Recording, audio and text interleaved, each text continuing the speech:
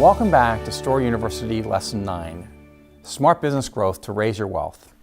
I'm Chris Volk, CEO of Store Capital. In the first part of this lesson, we discussed the growth levers at the hands of management. By growth levers, I'm referring to operational efficiency and asset efficiency, which are two of the three levers that management has to impact equity returns, which are integral to the V formula and which have been a core part of the Store University series and which are the foundation of corporate wealth creation. We also discussed on the risks of rapid expansion, either through merger and acquisition activity or through rapid organic growth. Now, I want to talk about intelligent organic growth, and I'll begin with a V formula example that first appeared in Lesson 3.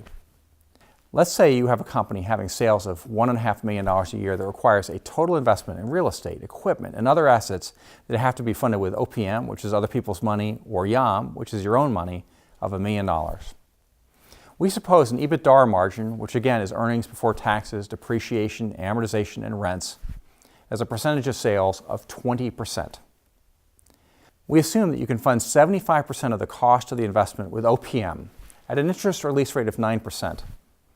Also, by the way, since 75% of the cost of the investment is funded with OPM, then 25% of the investment is funded by YAM. Finally, we assume that your annual maintenance capital expenditure as a percentage of that investment is 2%. With these assumptions in place, your pre-tax equity rate of return is 85%. Now, the V formula is a financial, not an accounting-driven formula that computes a current cash pre-tax rate of equity return. And that's because the foundation for all returns are a function of cash flows and the changes in value of your YAM investment. Now, assume that the tax rate is 25%. While this amount may not equate to a real marginal tax rate, be reminded that the V formula was designed to produce a current cash return. And so we're talking about a cash tax rate, which might differ from a statutory rate as a result of depreciation or other tax shields that are available to your business. That would give you an after-tax cash rate of return on your YAM or equity investment of 63.75%.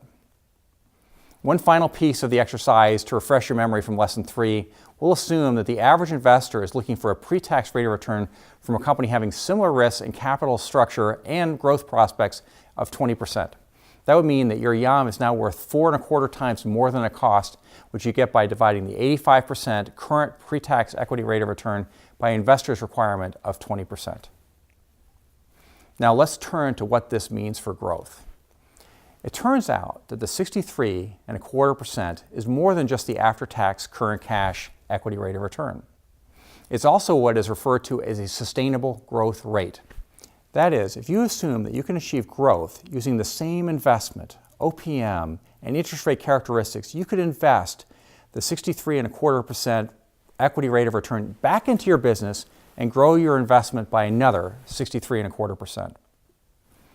And if you assume a similar sales to investment relationship of 1.5 times, and you assume a similar 20% EBITDA margin, and you assume similar maintenance capital expenditures of 2% of the investment, you would grow sales and post-tax equity cash flows likewise by 63.25% of the retained YAM investment.